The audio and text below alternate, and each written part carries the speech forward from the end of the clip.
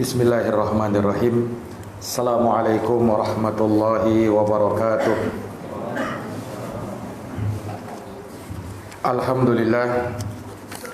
Alhamdulillahi rabbil alamin.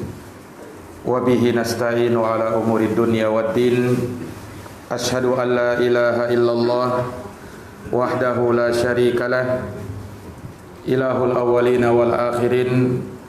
Wa ashhadu anna Muhammadan abduhu wa rasuluh as-sadiqul amin, sallallahu alaihi wa ala alihi wa sahbihi wa man tabi'ahum bi ihsanin ila yaumiddin wa sallama tasliman katsira.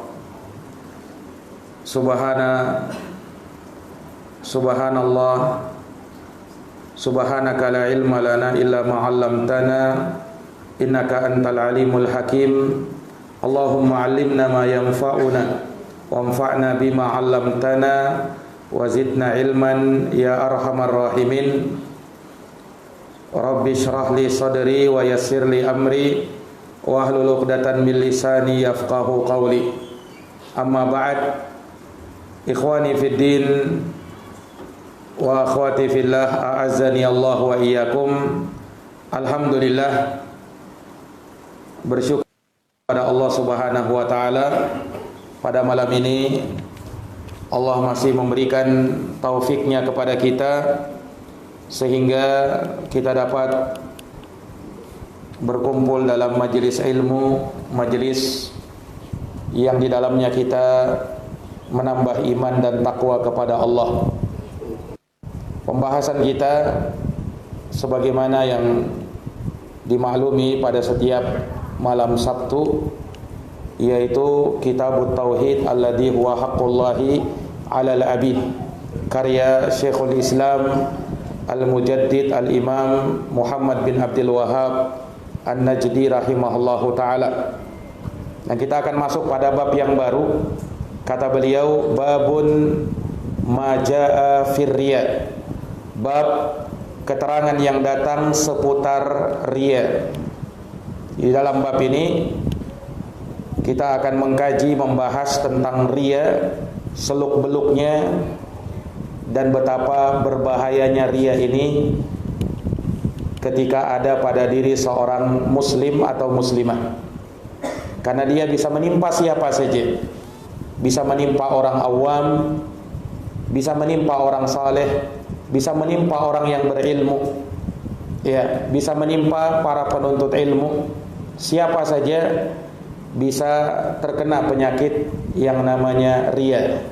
Oleh karenanya kita pelajari seluk-beluknya apa saja yang berkaitan dengan riya, tentu dalam rangka untuk mewaspadainya.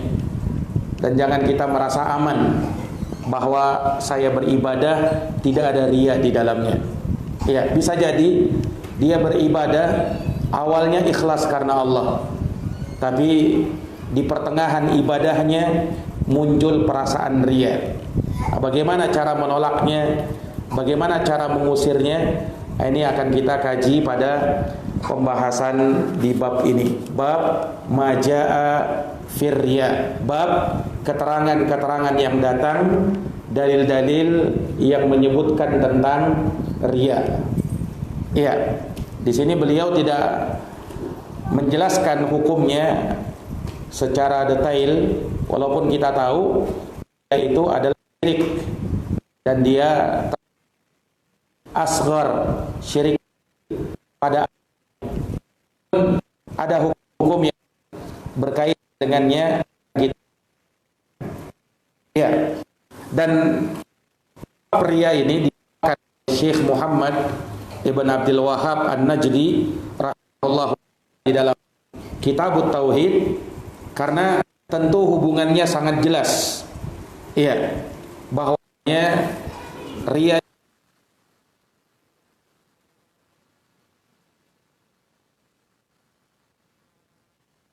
membatalkan amal seseorang. Ya. Sehingganya tatkala riya itu bisa merusak tauhid, bisa membatalkan amalan, maka ini sangat erat kaitannya dengan pembahasan kita, yaitu pembahasan tauhid. Ya, Ikhwani fid din wa akhwati fillah, a'azani Allahu wa iyyakum. Ya, apa itu riya? Riya ini adalah masdar dari kata ra'a yura'i, riyaan. Ya. Apa maksudnya? Riya itu adalah izharul amal linnasi liyarauhu wa yadhunnu bihi khaira. Riya secara bahasa adalah menampakkan amalan untuk manusia, menampakkan amalan kepada manusia supaya mereka melihatnya dan menyangkanya sebagai kebaikan. Riya secara bahasa artinya menampakkan amalan kepada manusia. Supaya apa? Supaya mereka melihatnya dan menyangkanya sebagai suatu kebaikan. Ini definisi riya secara bahasa. Definisi riya secara bahasa. Iya, adapun secara istilah syariat maka dia lebih khusus daripada itu. Al-Hafidh Ibnu Hajar rahimahullahu taala di dalam kitabnya Fathul Bari, beliau menyebut definisi riya.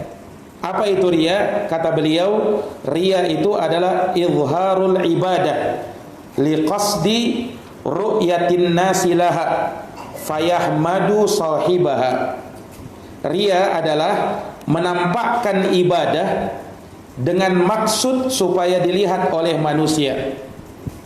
Dengan maksud supaya ibadahnya dilihat oleh manusia, sehingga manusia pun memuji orang itu, orang yang beribadah itu.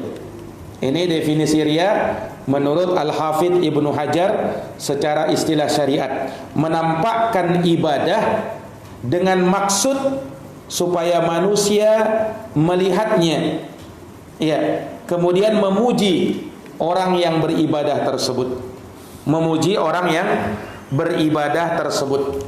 Nah, ini menunjukkan bahwa riya itu ada di dalam amal ibadah, hal-hal yang seseorang harusnya mendekatkan dirinya kepada Allah dengan ibadah tersebut. Nah, maka riya terjadi pada ini, bukan terjadi pada selain hal-hal yang bersifat keduniaan. Misalnya ada orang yang berpakaian, ya, dengan pakaian yang bagus supaya orang memperhatikannya. Ya. Ini kan berpakaian bukan ibadah, maka dia tidak masuk di dalam riya. Walaupun mungkin maksudnya sama, supaya orang memperhatikan, supaya orang memujinya. Tetapi karena itu bukan ibadah, ya, maka tidak masuk dalam pembahasan riya. Riya itu hanya di dalam ibadah. Riya itu hanya di dalam ibadah. Nah, ini para hadirin yang dirahmati dan dimuliakan oleh Allah Subhanahu wa taala. Kemudian ingat, orang yang berbuat riya, ya, bukan hanya sekedar dia tampakkan ibadah supaya orang lain lihat, tapi maksud utamanya supaya orang-orang memujinya. Ya, karena di sana ada orang yang menampakkan ibadah kepada manusia, tujuannya bukan supaya orang memujinya, tetapi tujuannya supaya ingin mengajari manusia.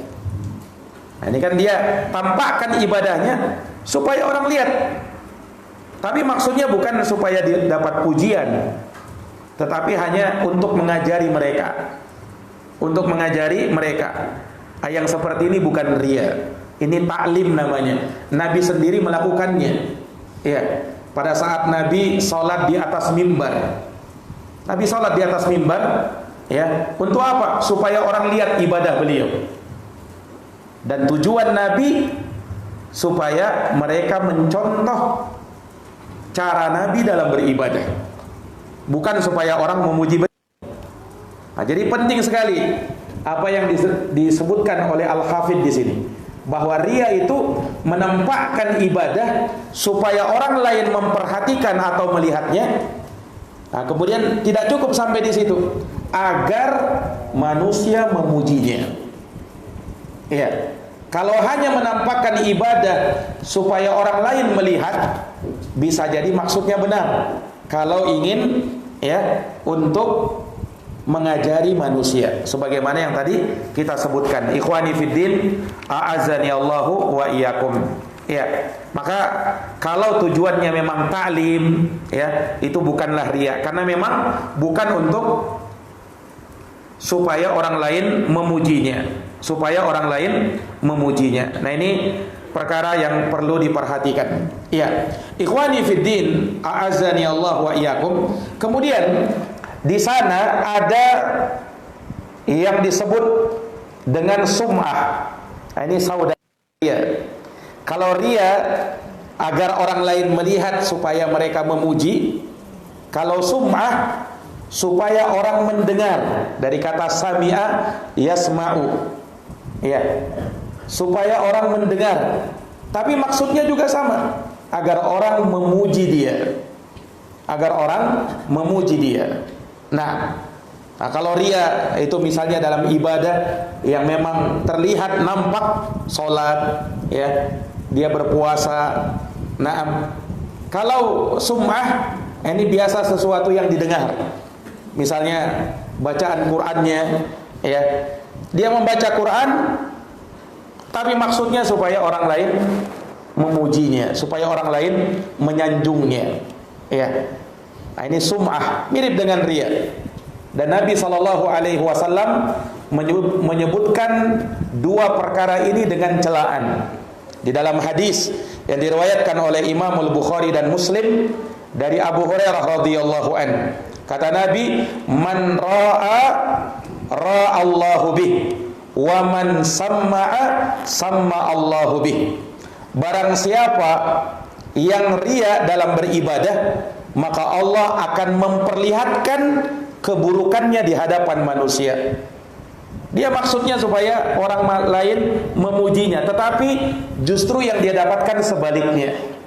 Ya, yang dilihat oleh orang adalah keburukannya, bukan kebaikannya. Orang tak memuji dia. Wa man samma'a samma'allahu bih. Barang siapa yang beribadah karena sum'ah, mau didengar supaya orang lain memuji, maka Allah akan perdengarkan keburukannya terhadap orang lain, kepada orang lain. Nah, ini ikhwani fiddin, a'azzani Allahu wa iyyakum. Ya, dan riya ini adalah akhlak yang sangat buruk, tercela, bahkan termasuk akhlaknya orang-orang munafikin. Orang-orang munafikin itu mereka riya dalam beribadah. Allah sebutkan dalam Quran, dalam surat An-Nisa ayat 142. Wa idza qamu ilas salati qamu kusala yura'una an-nas wa la yadhkurullaha illa qalila. Kata Allah Subhanahu wa taala tentang orang munafikin, mereka apabila berdiri untuk salat, mereka berdiri dengan sangat malu. Yura'una an-nas, mereka itu salat supaya dilihat oleh manusia, riya agar orang-orang memujinya. Wala yadhkurunallaha illa qalila, dan mereka tidak Allah kecuali sedikit. Maka termasuk sifat orang munafikin. Riya itu termasuk sifatnya orang-orang munafikin. Nah, ini ikhwani fiddin, a'azzani Allahu wa iyyakum. Nah, sekarang riya itu hukumnya apa? Tadi sudah kita jelaskan di awal bahwa riya itu adalah syirik asghar. Riya itu asalnya adalah syirik kecil. Iya, syirik kecil. Tapi jangan salah, disebut dengan syirik kecil karena di sana ada syirik besar. Tapi apakah riya ini dosa besar? Ya pasti, dia termasuk dosa besar. Karena syirik tidak ada yang kecil dalam artian dosanya. Ya. Walaupun dari sisi penamaan, karena di sana ada syirik besar yang mengeluarkan pelakunya dari Islam, nah ada syirik kecil. Tidak sampai mengeluarkan pelakunya dari Islam, tapi tetap syirik, tetap membatalkan amalan. Tetap ayat walau asyraku la habita anhum ma kanu ya'malun. Andaikan mereka berbuat syirik, terhapuslah amal perbuatan mereka. Ya. Masuk juga dalam ayat walaqad uhiya ilaika wa ilal ladina min qablika, ya, sungguh telah diwahyukan kepadamu dan kepada nabi-nabi sebelum kamu, la in asyrakta, jika kamu berbuat syirik, la yahbaqanna amaluka, niscaya akan terhapus amalmu, wala takunanna minal khasirin, dan kamu termasuk dari orang-orang yang merugi. Ya, jadi riya asalnya syirik kecil, tapi terkadang bisa jadi mengantarkan pelakunya kepada syirik akbar, syirik besar. Ya, karena syirik kecil itu, ya, itu pengantar, bisa mengantarkan seseorang kepada syirik yang besar. Makanya Imam Ibnul Qayyim rahimahullah ketika memberikan permisalan tentang syirik asghar, ya, memberi contoh tentang syirik asghar, kata beliau mislu yasirir riya, seperti contohnya riya yang ringan. Riya yang ringan itu syirik kecil, kata beliau. Menunjukkan apa? Di sana ada riya yang berat. Nah, itulah riya yang bisa mengantarkan pelakunya kepada syirik akbar, syirik yang besar. Nah, ini ikhwani fiddin, a'azani Allahu wa iyyakum. Iya.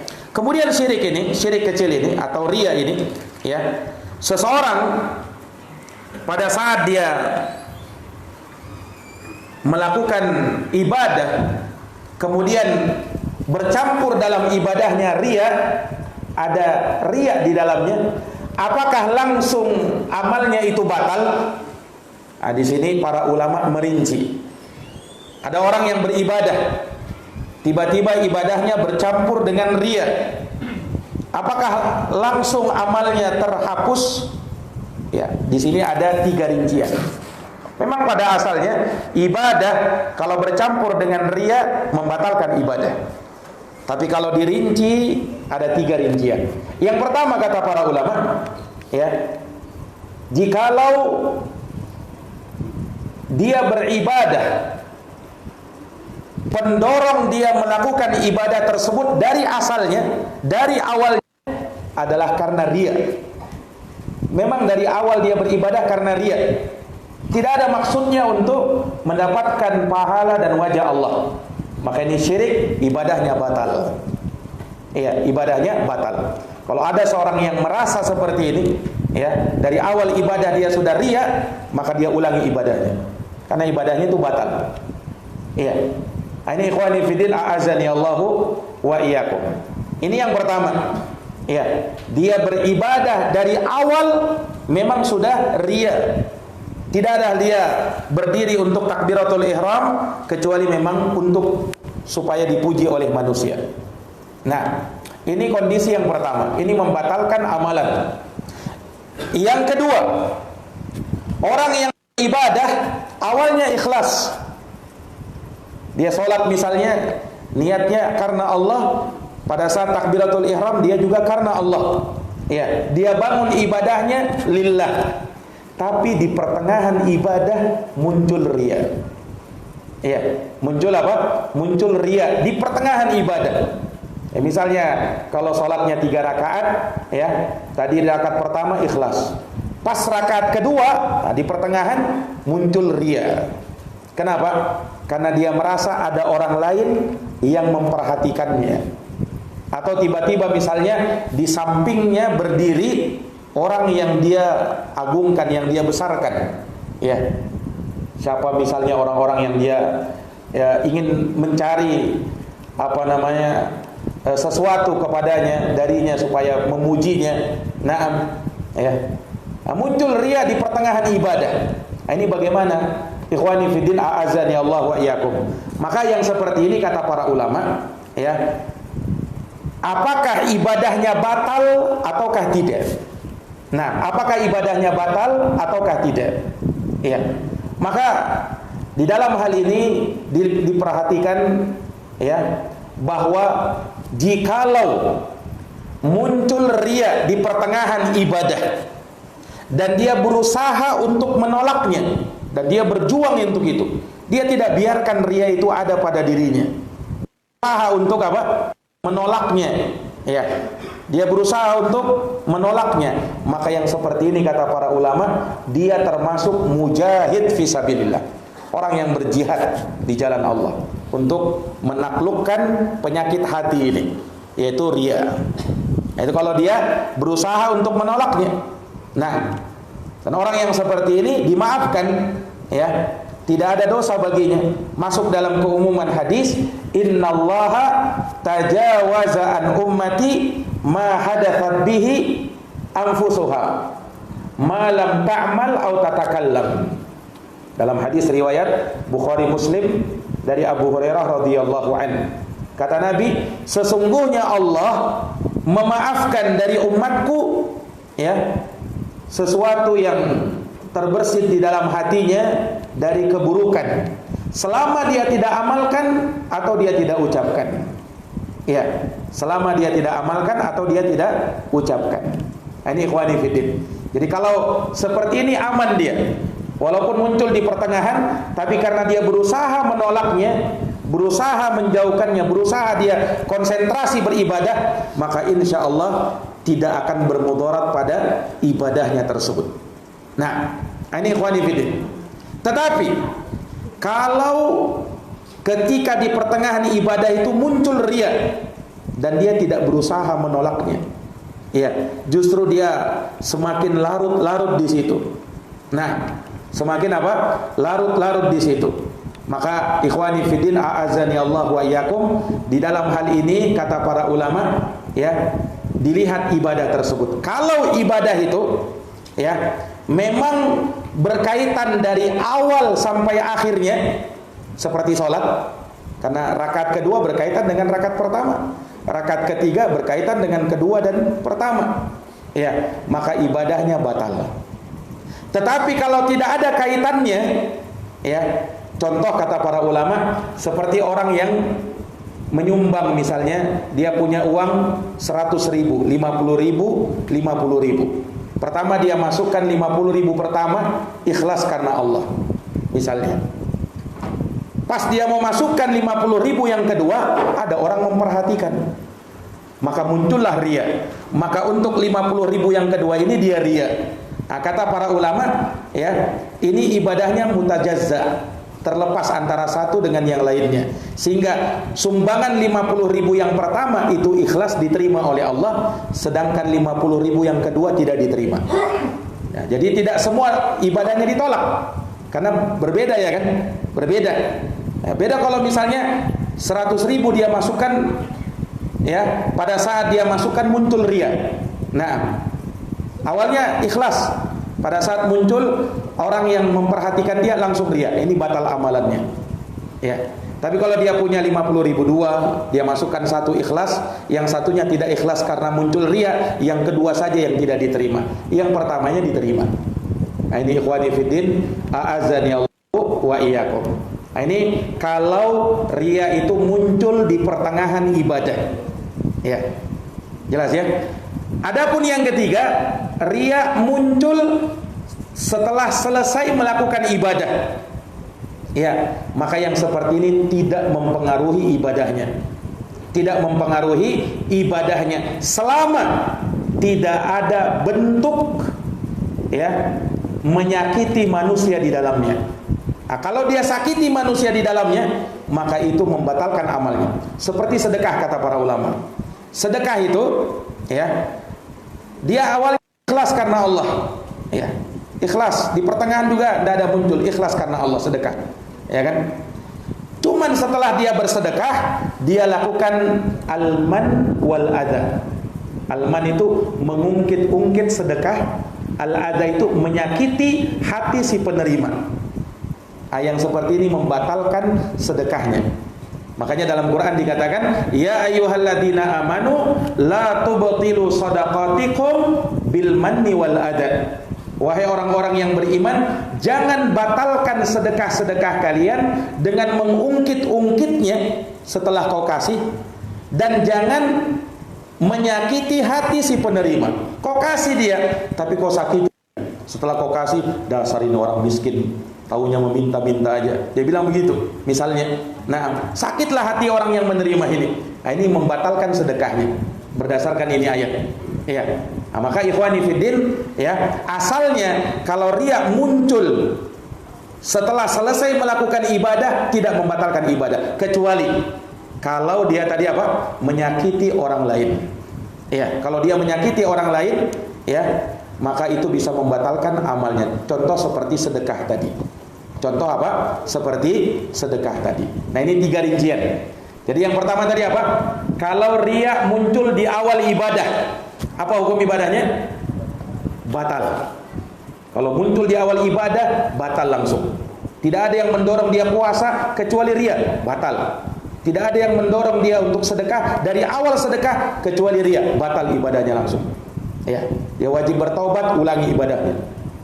Yang kedua, muncul kapan? Di pertengahan ibadah. Kalau muncul di pertengahan ibadah bagaimana? Yang pertama tadi kalau dia berusaha menolaknya. Nah, kalau dia berusaha menolaknya maka dia mujahid fisabilillah, tidak ada masalah padanya, ya kan? Karena dia berusaha, dia tidak tenang di situ, dia konsentrasi terus beribadah. Muncul riya, dia tolak lagi. Muncul riya. Nah, kalau dia ya tolaknya.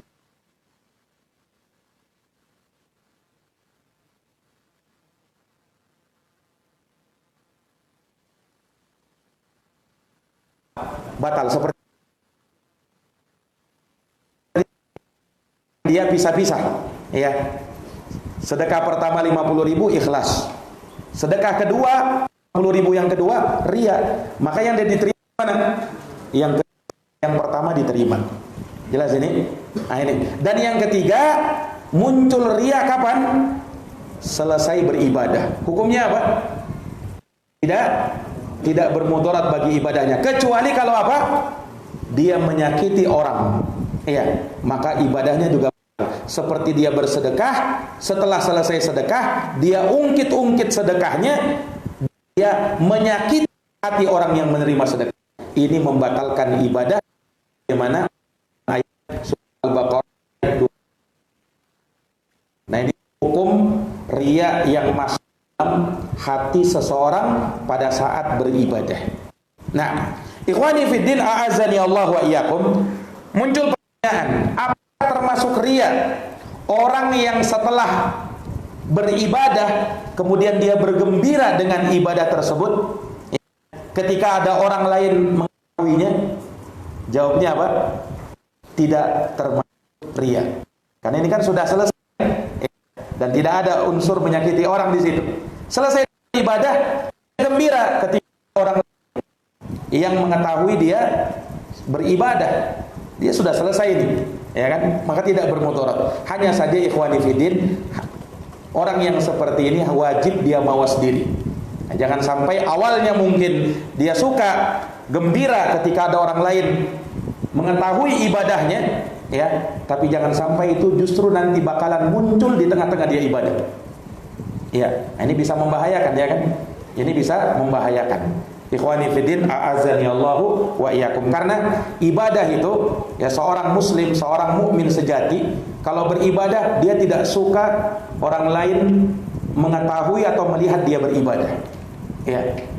Justru dia apa? Berusaha untuk menyembunyikan ibadahnya. Berusaha untuk menyembunyikan ibadahnya. Ini ikhwani fiddin. Dan termasuk juga orang yang bergembira dengan amal ketaatan yang dia jalankan. Ini bukan termasuk riya. Ya.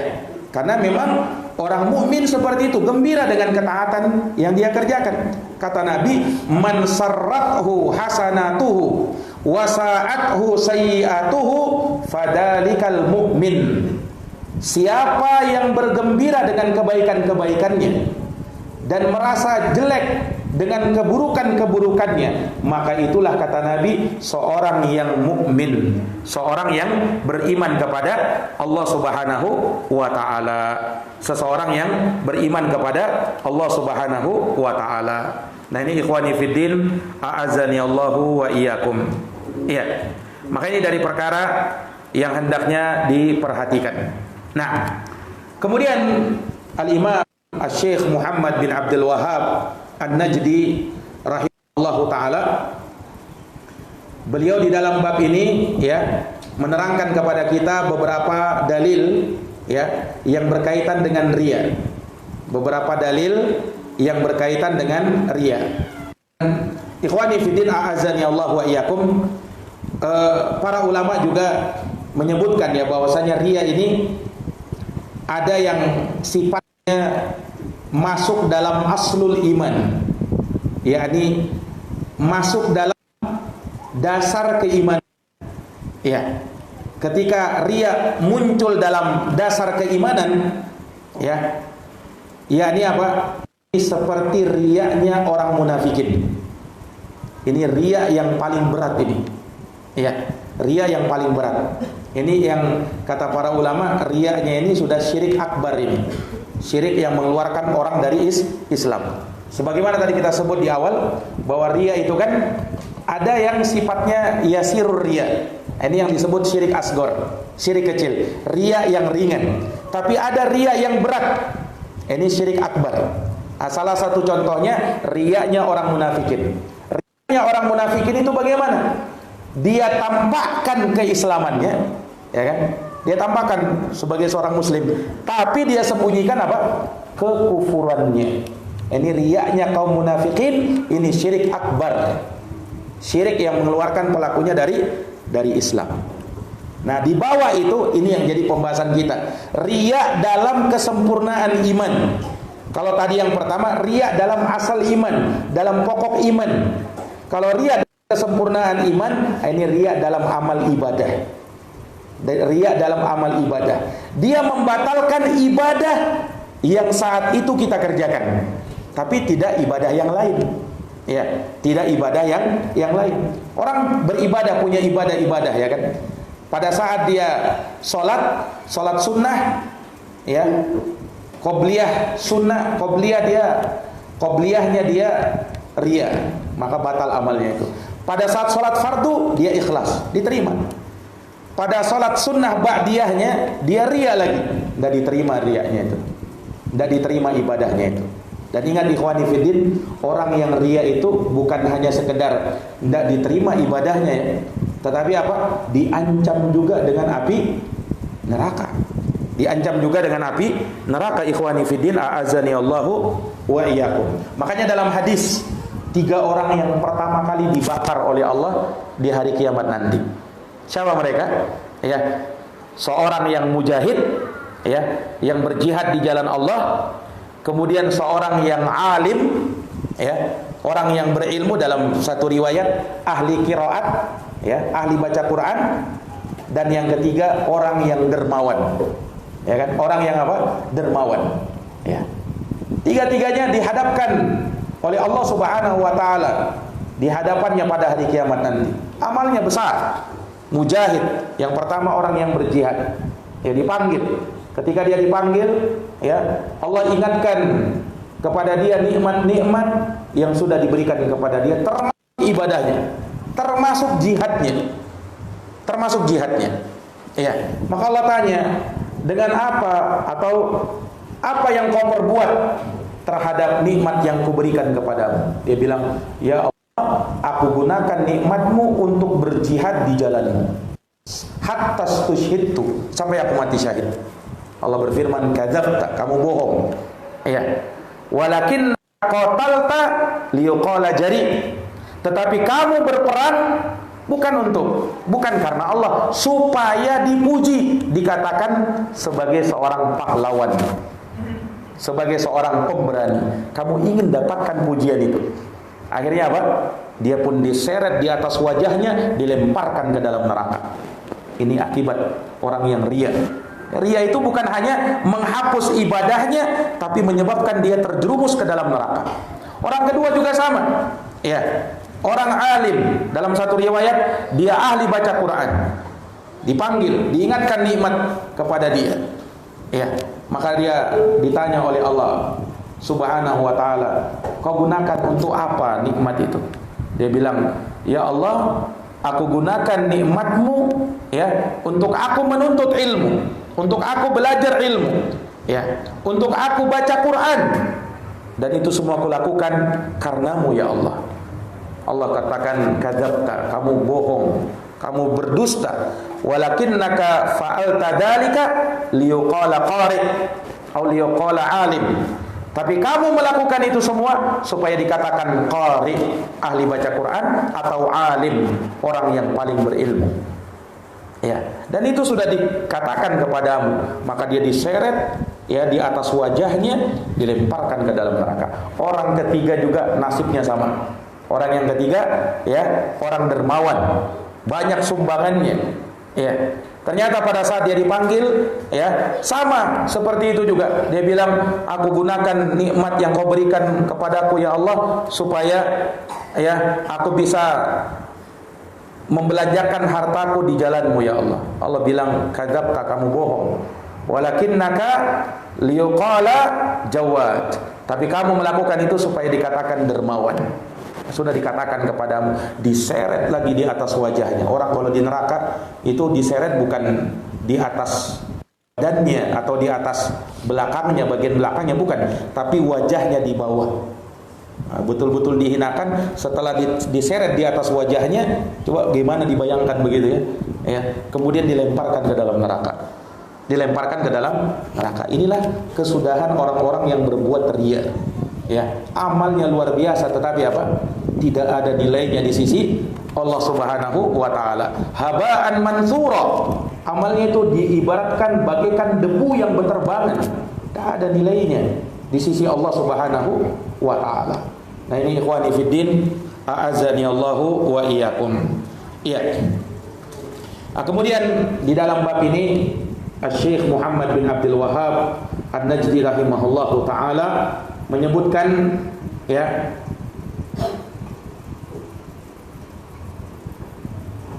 beberapa dalil dari ayat Al-Qur'an dan juga hadis Nabi sallallahu alaihi wasallam. Kita akan baca ayat yang beliau sebutkan di sini, yaitu firman Allah Subhanahu wa taala di surat Al-Kahfi ayat 110. Ya. yakni surat Al-Kahfi ya, di ayat yang terakhir. Di ayat yang terakhir. Nah, Allah Subhanahu wa taala berfirman, ya. Qul innama ana basyarum mislukum yuha ilayya annama ilahukum ilahu wahid. Al-ayat. Ya, kelanjutan ayatnya, faman kana yarju liqa'a rabbih falyamal 'amalan shalihan wa la yusyrik bi ibadati rabbih ahada. Surat Al-Kahfi ayat yang terakhir, ayat 110. Iya, kata Allah Subhanahu wa taala, qul innama ana basyarun. Katakanlah, sesungguhnya aku hanyalah manusia seperti kalian. Yuha ilayya, yang telah diwahyukan kepadaku, annama ilahukum ilahu wahid, bahwa Tuhan kalian, sesembahan kalian adalah sesembahan yang maha satu, yang maha esa. Faman kana yarju liqa'a rabbih, maka barang siapa yang mengharapkan perjumpaan dengan Tuhannya, falyamal amalan salihah, maka hendaknya dia beramal dengan amalan saleh, wala yusyrik bi ibadati rabbih ahada, dan jangan dia menyekutukan Allah ya dalam beribadah kepadanya. Jangan dia sekutukan Allah dengan siapapun ketika dia beribadah kepada Tuhannya. Nah, ikhwani fiddin, a'azzani Allah wa iyyakum. Ya, di dalam ayat ini Allah perintahkan kepada nabinya untuk mengatakan kepada manusia, katakan wahai Muhammad, qul innama ana bashar, sesungguhnya aku adalah manusia. Di sini Nabi ingin ingatkan ya kepada umatnya bahwa beliau itu juga sama seperti kita, yaitu manusia juga. Nah, beliau dikuatkan lagi dengan apa? Mislukum, sama seperti kalian. Ya. Nah, maksudnya di sini apa? Untuk menolak jangan sampai ada yang menjadikan Nabi Muhammad SAW diangkat derajatnya ya melebihi kedudukan beliau. Beliau bukan yang disembah, beliau bukan Tuhan, tetapi beliau manusia, sama seperti kita. Nah, makanya dikatakan mislukum, sama seperti kalian. Ya. Nah, cuman kata Nabi disebutkan dalam ayat ini yuha ilayya, yang diwahyukan kepadaku. Inilah keistimewaannya Nabi. Ya, beliau manusia biasa, tetapi beliau adalah manusia yang mendapatkan wahyu. Diwahyukan kepada beliau. Ya. Diwahyukan kepada beliau tentang syariat agama Allah, ya. Inilah yang membedakan kita dengan Nabi sallallahu alaihi wasallam. Ya, sehingga dari sini kata para ulama, ya, dengan beriman kepada Nabi sebagai manusia biasa dan sebagai nabi dan utusan Allah untuk menolak, ya, dan membantah dua kelompok. Yang pertama kelompok yang berlebihan dalam menyanjung Nabi sampai mengangkat derajat Nabi sama seperti Tuhan. Ya, tahu yang gaib, ya, ilmunya ilmu lauh wal qalam, ya, dan dari sikap-sikap bulu yang lainnya, ya, sikap-sikap berlebih-lebihan sampai mengangkat derajat Nabi sama seperti derajatnya Allah. Ini membantah. Tetapi dari sisi yang lain juga membantah kelompok yang menyepelekan kedudukan Nabi. Ya, dia bilang apa? Nabi cuma manusia biasa, bisa salah juga. Nah, ya, itu kan dulu di zaman dulu, ya. Nggak seperti di zaman sekarang. Nah, ya, dulu ilmunya Nabi terbatas di zaman dulu, ya. Beliau cuma manusia. Nah, dia lupa bahwa Nabi Muhammad SAW manusia biasa, tetapi beliau dimuliakan. Tidak sama seperti kita. Beliau dimuliakan dengan nubuwah dan risalah. Beliau Nabi dan Rasulnya Subhanahu wa ta'ala. Ini harus kita ingat. Nah, apa yang diwahyukan kepada Nabi? Nah, di antaranya dalam ayat ini, ya, annama ilahukum ilahu wahid, bahwa Tuhan kalian, ya, adalah Tuhan yang Maha Esa. Sesembahan kalian adalah sesembahan yang tunggal, tidak ada yang lain. Ya, tidak boleh dipersekutukan Allah Subhanahu wa taala di dalam ibadah. Ya. Maka daripada itu, pada lanjutan ayat, faman kana yarju liqa'a rabbih, barang siapa yang mengharapkan, ya, mengharapkan perjumpaan dengan Tuhannya. Nah, di sini perjumpaan di sini liqa' al-khas, perjumpaan yang khusus. Karena nanti di hari kiamat nanti, ya, manusia berjumpa dengan Allah itu ada dua kondisi. Ada, ya, liqa'am, perjumpaan yang umum. Nah, ini untuk semua manusia, ya. Karena semua manusia akan disidang sama Allah, mau muslim, mau kafir, mau soleh, mau yang bermaksiat, semuanya akan berjumpa dengan Allah. Nah, makanya dalam Quran apa? Ya ayyuhalladzina amanu atau ya ayyuhal insan innaka kadihun ila rabbika kadahan famulaqi. Ya. Wahai sekalian manusia, ini dipanggil semua manusia. Sesungguhnya kau bekerja, ya, kau bekerja keras untuk menuju kepada Tuhan. Kita bekerja keras di dunia ini pasti ujung-ujungnya akan kembali kepada Allah. Ya. Dan kamu pasti akan menemui Allah, ya, seluruh manusia tanpa terkecuali.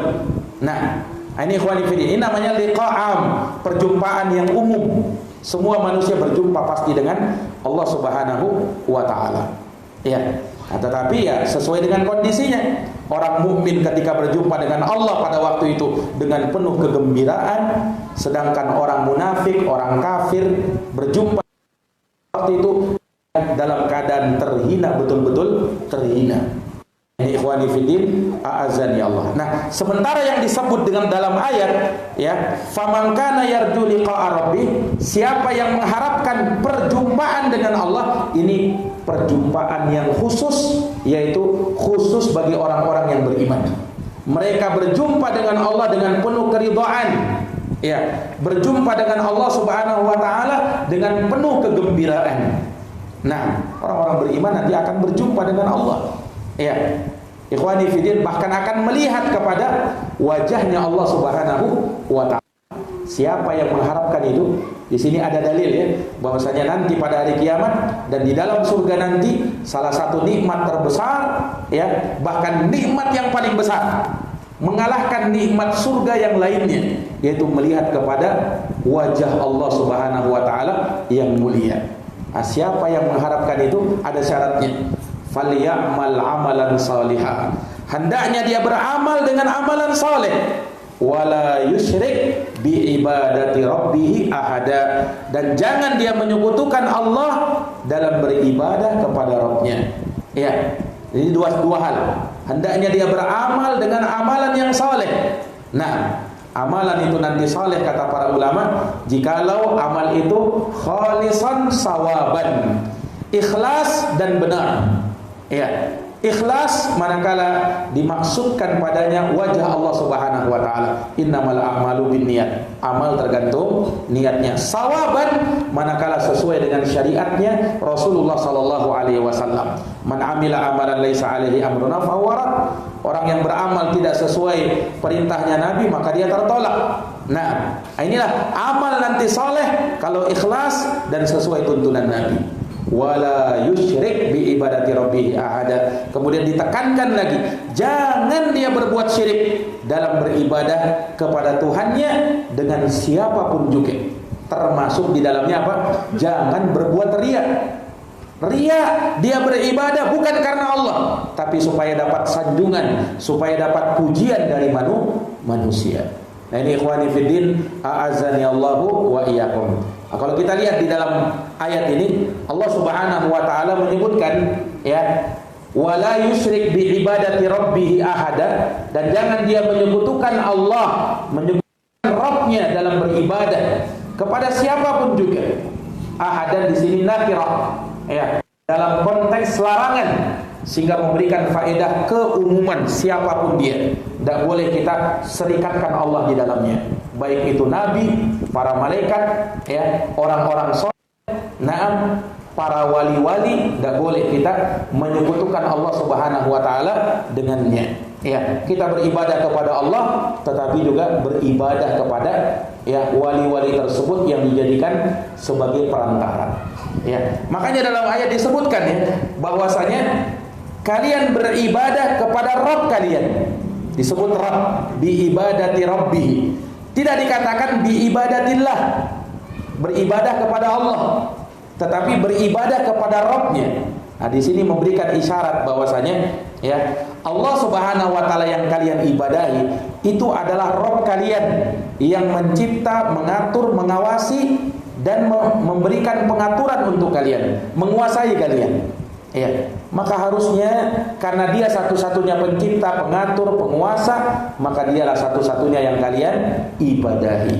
Ya, tidak penting kalian mendapatkan sanjungan manusia, karena sanjungan manusia tidak akan mengangkat derajat kalian di sisi Allah Subhanahu wa taala. Tapi yang mengangkat derajat kalian kalau kalian disanjung sama Allah dengan ibadah kalian. Tidak ada gunanya orang berbuat riya itu. Justru apa? Mencelakakan dirinya. Memang di dalam hatinya terasa nikmat. Ya, dalam hatinya orang yang murai, orang yang riya itu merasa tenang, merasa bangga, merasa senang. Ya, apalagi kalau nampak pujian itu kepada dia. Nah, tetapi itu hanya sebatas di dunia. Ya, di akhirat ya berujung dengan penyesalan dan kerugian. Nah, ini ikhwani fiddin, a'azzani Allahu wa iyyakum. Ini ayat pertama yang kita bisa bacakan pada pembahasan bab tentang riya ini. Masih ada dalil-dalil berikutnya akan kita bacakan insyaallah di pertemuan yang akan datang biidznillah taala. Wallahu taala alam bissawab. Subhanakallahumma bihamdik, asyhadu an la ilaha illa anta, astaghfiruka wa atubu ilaik. Assalamualaikum warahmatullahi wabarakatuh.